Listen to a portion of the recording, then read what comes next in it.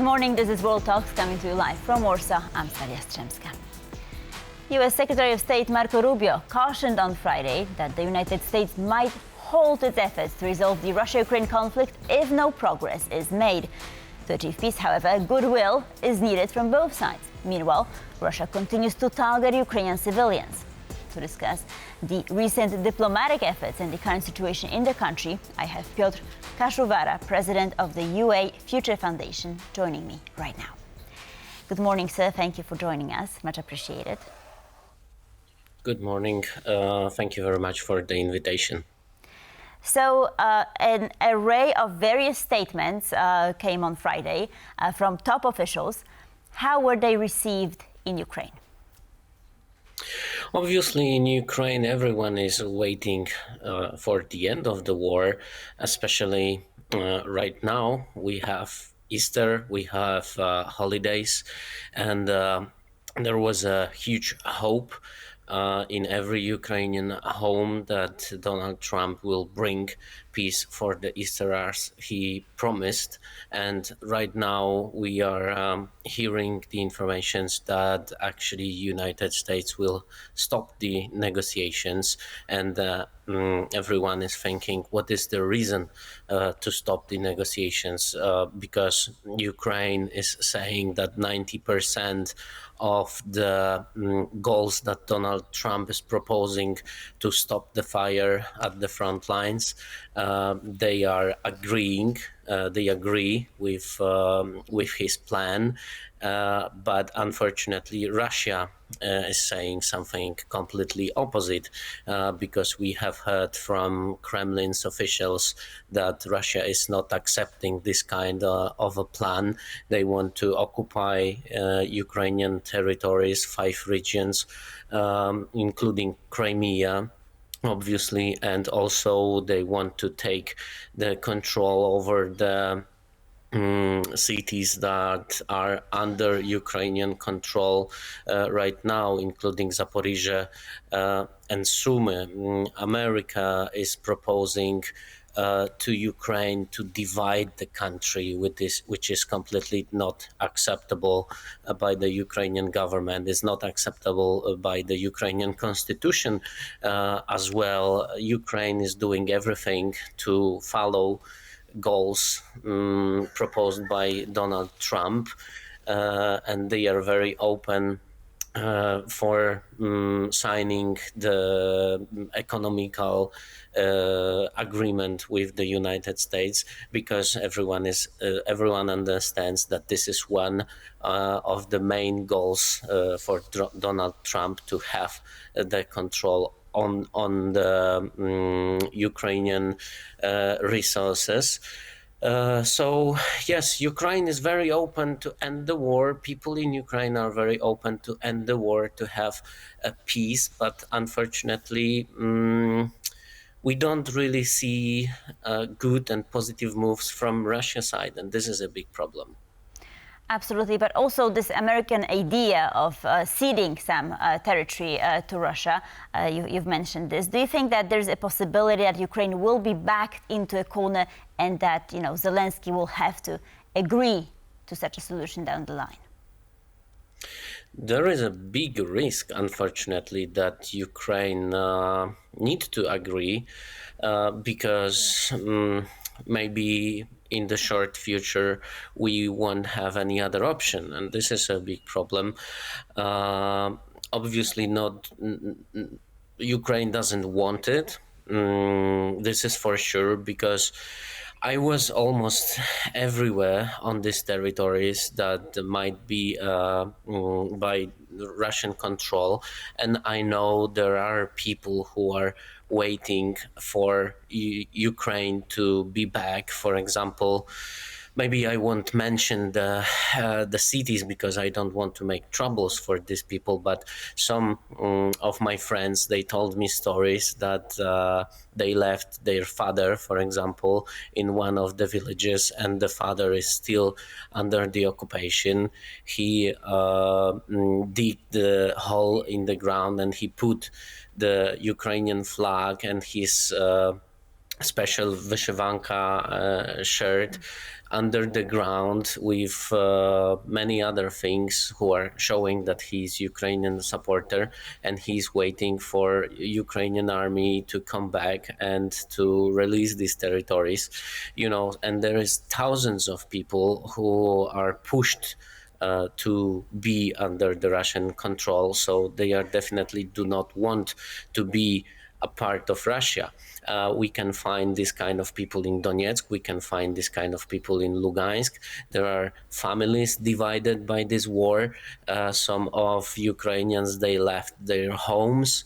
In Crimea, for example, they've been building these houses for years by their own hands, and they definitely don't want to agree that they never be back.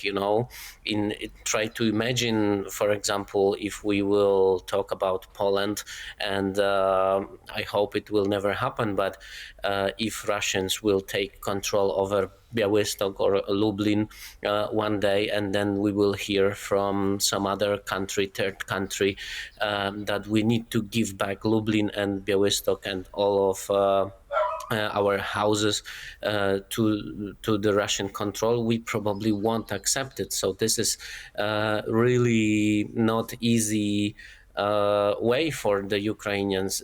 Even right now, Kramatorsk, Slavyansk, Izium, and many other cities are under Ukrainian control, and Putin wants them as well. And I really don't see it, because I know thousands of Ukrainians who are living there and they want to stay in Ukraine.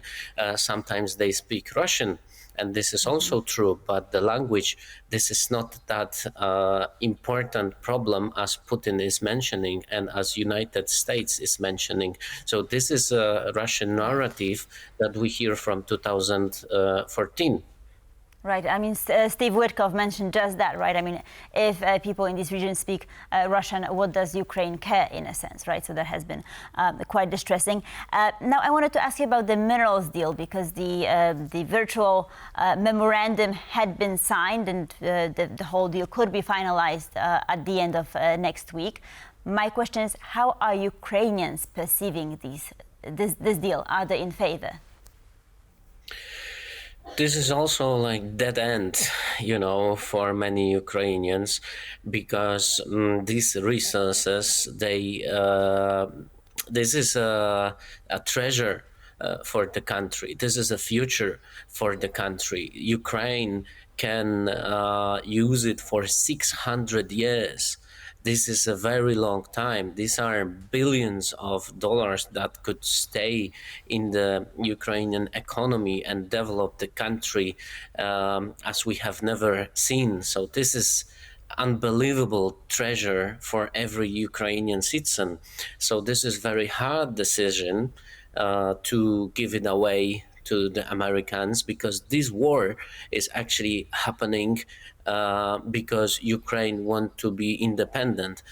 This is the war for freedom. This is the war to not be pushed by anyone to do anything. Ukrainians, they want to decide about themselves by themselves.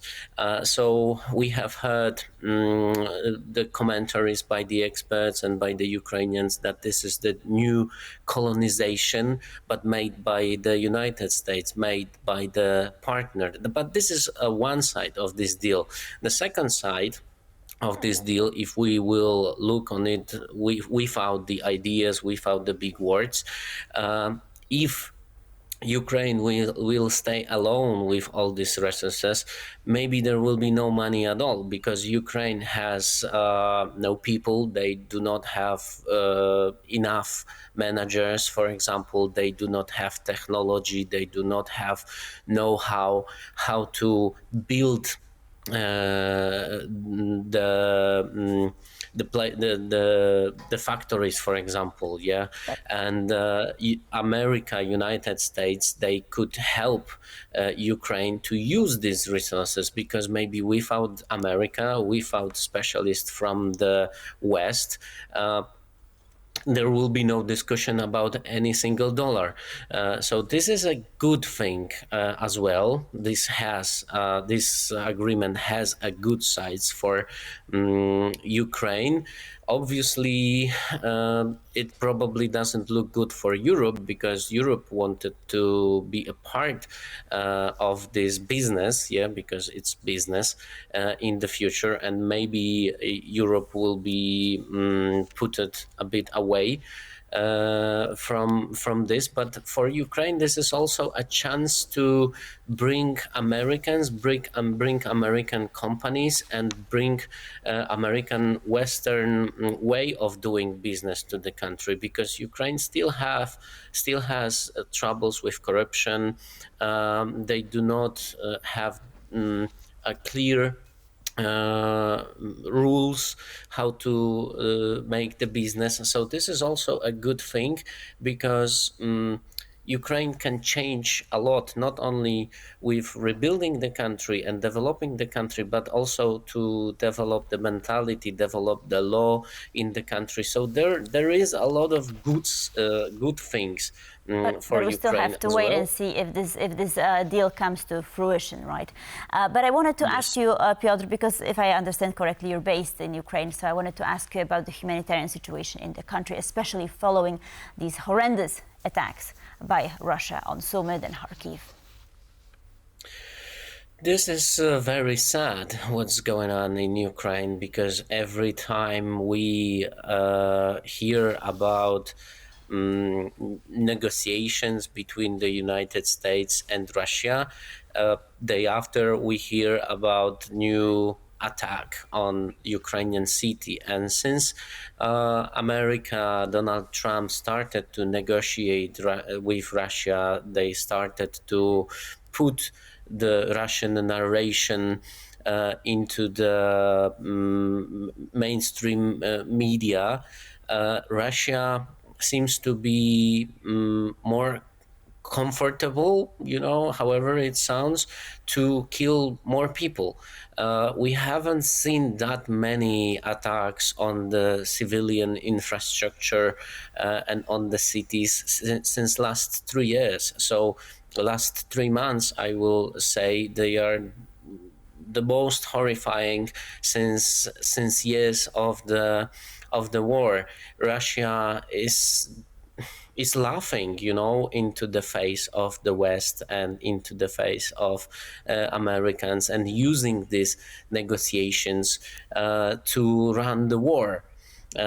So we have seen the attack on Sumy, which you see right now. I was in Sumy just a week before the attack. We have seen the attacks on Kharkiv, Dnipro, Odessa. Kiev is attacked almost every day. Today we have Easter, and no one is celebrating almost. People on the West, people in the big cities, they are trying to go to the church.